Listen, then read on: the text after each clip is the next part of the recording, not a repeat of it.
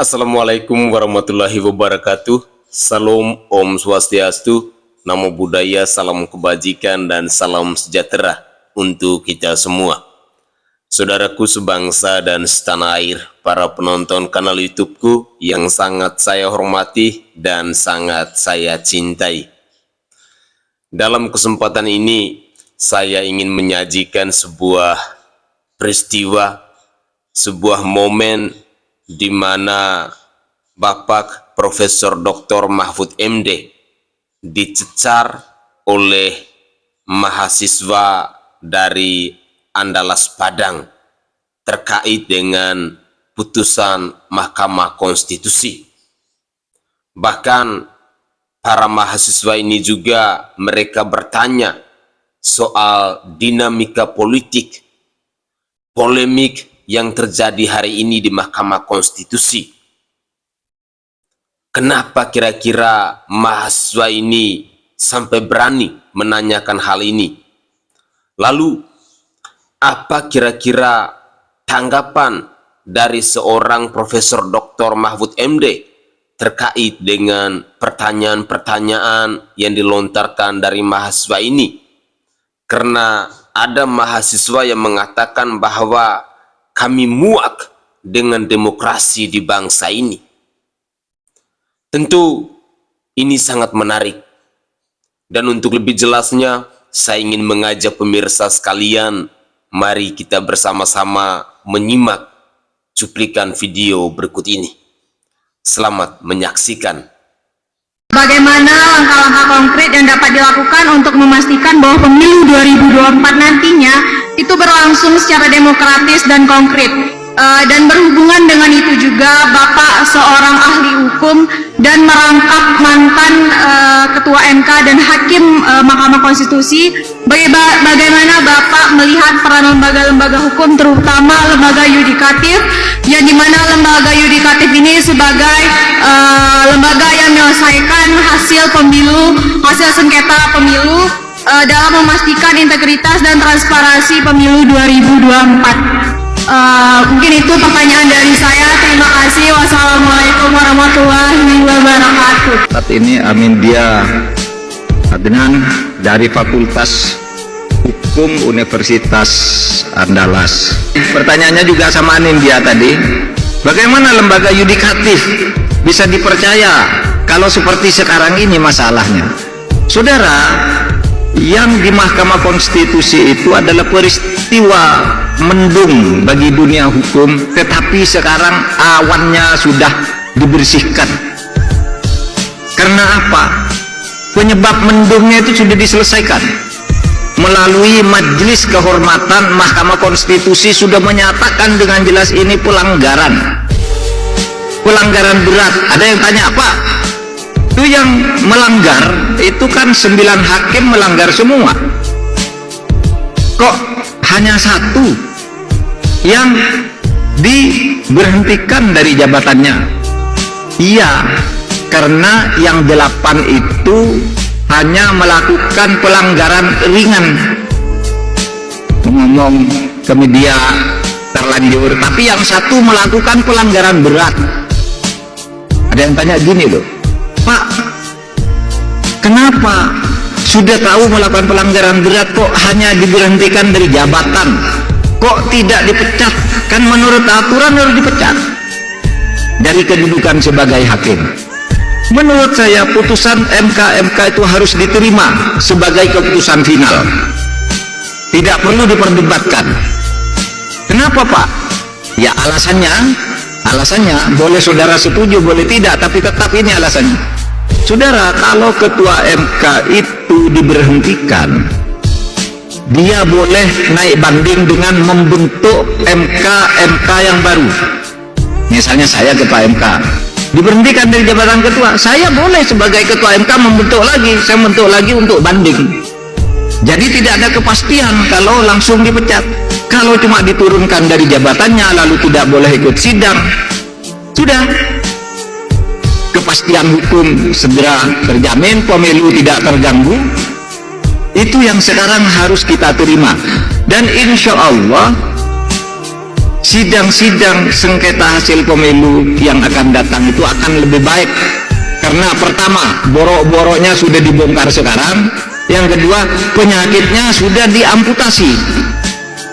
Sehingga yang baru ini pasti akan takut untuk main-main dengan sengketa hasil pemilu nanti. Perkenalkan, nama saya Yodra Muspierdi dari Fakultas Hukum Ilmu Hukum Universitas Andalas, Pak. Sebenarnya ada dua hal yang ingin disampaikan kepada Prof gitu. Pertama adalah sebuah pertanyaan, dan yang kedua adalah sebuah permintaan. Dan juga pertama ada pertanyaan dari kami, mungkin kalau salah tolong tunjukkan, baru belajar juga Prof. Terkait bahwasanya memang pada hari ini, pada pemilu 2024, yang sangat disoroti hari ini adalah terutama bagi kami kaum pemilih pemuda yang katanya ada data 56% yang akan menjadi pemilih pada tahun 2024. Jumlah yang cukup banyak untuk seorang jumlahnya cukup banyak untuk pemilih. Dan juga yang menjadi catatan highlight bagi kami adalah 56% itu adalah jumlah yang banyak, namun kita terkadang muak dengan pemilu ini, Prof. Bagaimana tidak? Mulai dari awal banyak drama-drama pemilu, mulai dari sistem pemilu yang proporsional terbuka tertutup, wacana presiden 3 periode dan segala macamnya, ada politik dinasti dan segala macamnya. Dan kita lihat hari ini bagaimana kita bisa yakin tahun 2024 memang eranya pemuda untuk memilih hari ini. Ini adalah era pemilih pemuda, 56% itu bisa memilih ke TPS gitu. Apa yang bisa meyakinkan hal tersebut? Gimana cara meyakinkan agar anak-anak seperti saudara ini mau datang ke TPS? Nyatanya sudah muak. Mau milih siapa? Muak milih calon-calonnya seperti itu, jorok semua, partainya kotor. Saudara jangan berpikiran begitu. Kalau orang saudara menginginkan yang baik, lalu tidak ada yang baik, terus saudara tidak milih, semakin hancur negara ini. Oleh sebab itu, lawan rasa muak itu, datang ke TPS, pilih yang baik. Itu tanggung jawab saudara. Saudara, tidak lama lagi negara ini akan dipimpin oleh saudara.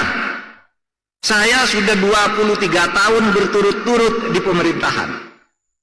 Sudah 40 tahun kalau dihitung sejak dari PNS. Sekarang sudah waktunya siap-siap untuk berhenti, dan saudara harus siap-siap untuk naik. Saudara tidak bisa menghindar mengelola Indonesia ini ke depan, karena ini warisan dari para pendiri negara untuk saudara-saudara, untuk kita lanjutkan sampai ke akhir masa kelak. Indonesia ini tetap ada. Jadi rasa muak jangan saudara jadikan alasan untuk tidak memilih. Pilih siapa saja yang menurut saya paling baik di antara yang baik.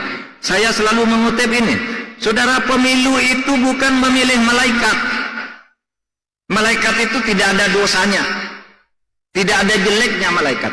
Tapi manusia itu memilih manusia untuk memimpin kita. Sedangkan manusia, tidak ada seorang pun manusia itu yang tidak ada jeleknya dan tidak ada bagusnya. Manusia itu selalu campuran antara baik dan buruk. Tugas saudara memilih yang baiknya lebih banyak dari jeleknya.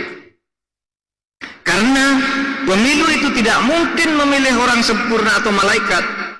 Pemilu itu adalah satu sikap untuk menyatakan agar orang jahat tidak jadi pemimpin.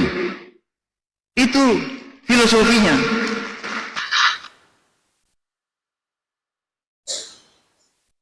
Kami muak dengan pemilu. Saudaraku sebangsa dan setanah air, para penonton kanal YouTubeku yang sangat saya hormati dan sangat saya cintai. Setelah kita menyimak cuplikan video tadi, kita mendengar pertanyaan-pertanyaan dari mahasiswa Andalas Padang, dan juga kita mendengar bagaimana tanggapan dari seorang Profesor Dr. Mahfud MD. Bagi saya secara pribadi sangat memuaskan. Seorang Profesor Dr. Mahfud MD dengan pengalamannya yang juga adalah seorang ahli hukum tata negara, di mana kita ketahui bersama bahwa Profesor Dr. Mahfud MD ini, dia sudah berkuasa mulai dari eksekutif, legislatif, bahkan sampai yudikatif.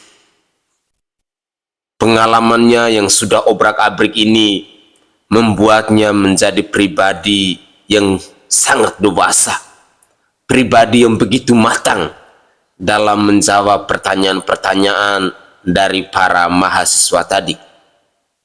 Tentu jawaban-jawaban dari Bapak Profesor Dr. Mahfud MD ini sangat lugas dan tegas, sangat berani menunjukkan jati dirinya yang begitu berintegritas, bukan kaleng-kaleng. Dan kita bersyukur bahwa hari ini Bapak Profesor Dr. Mahfud MD ini dengan kemampuannya yang sangat luar biasa, dengan pribadinya yang begitu berintegritas, beliau dipercayakan oleh Ibu Megawati Soekarno Putri untuk mendampingi Bapak Ganjar Pranowo sebagai calon wakil presiden di pemilu 2024 nanti. Tentu ini adalah kebanggaan tersendiri buat kita yang mencintai kemajuan di bangsa ini. Buat kita yang mencintai agar bangsa kita ini bisa bebas dari perilaku korupsi. Mengapa demikian? Karena ketika kita mempelajari rekam jejak dari seorang Ganjar Pranowo dan juga Bapak Profesor Dr. Mahfud MD ini, kedua orang ini sangat bersih dari perilaku korupsi. Sehingga tidak heran dalam program aksi cepatnya mereka itu ada salah satu program yang dimunculkan, yakni memberantas korupsi. Mereka ingin menciptakan negara ini yang bersih. Tidak semua pemimpin bisa seberani ini. Mereka berani karena dalam diri mereka sudah bersih. Dan orang-orang yang punya niat baik begini harus kita dukung. Harus kita semangat untuk memenangkan mereka di pemilu 2024 nanti.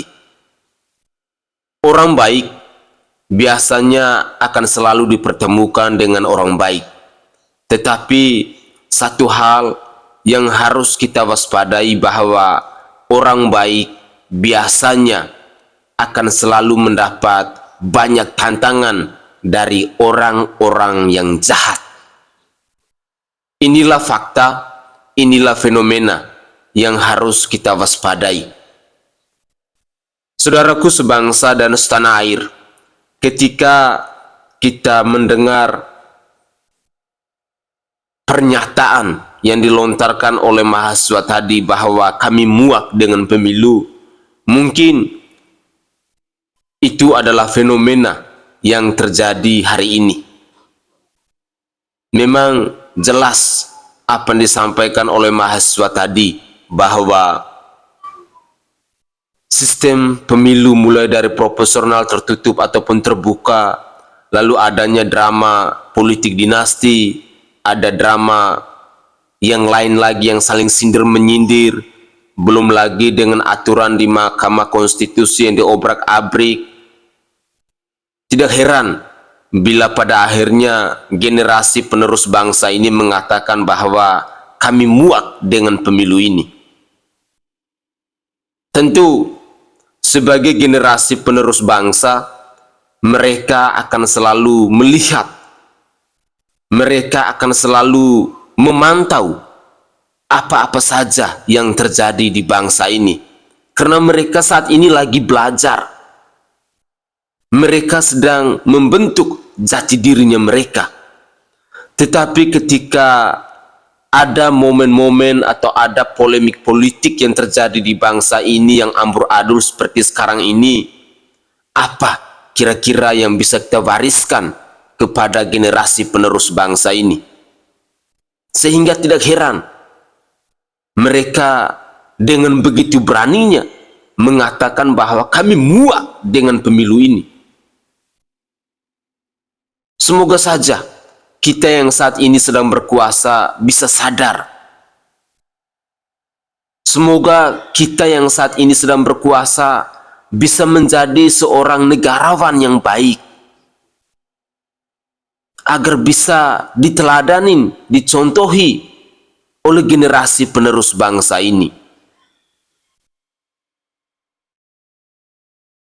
Tentu ini adalah sebuah teguran untuk siapa saja yang saat ini sedang berkuasa. Semoga bangsa kita ini selalu berada di jalan yang benar, dan mari kita berjuang bersama-sama untuk membela tentang kebenaran itu, untuk membela tentang konstitusi dan keadilan di bangsa ini.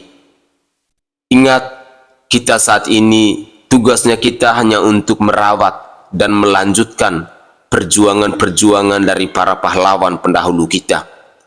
Mereka dulu telah berjuang habis-habisan, nyawa pun jadi taruhan.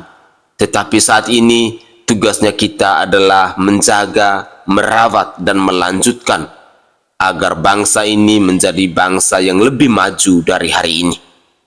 Begitulah kira-kira.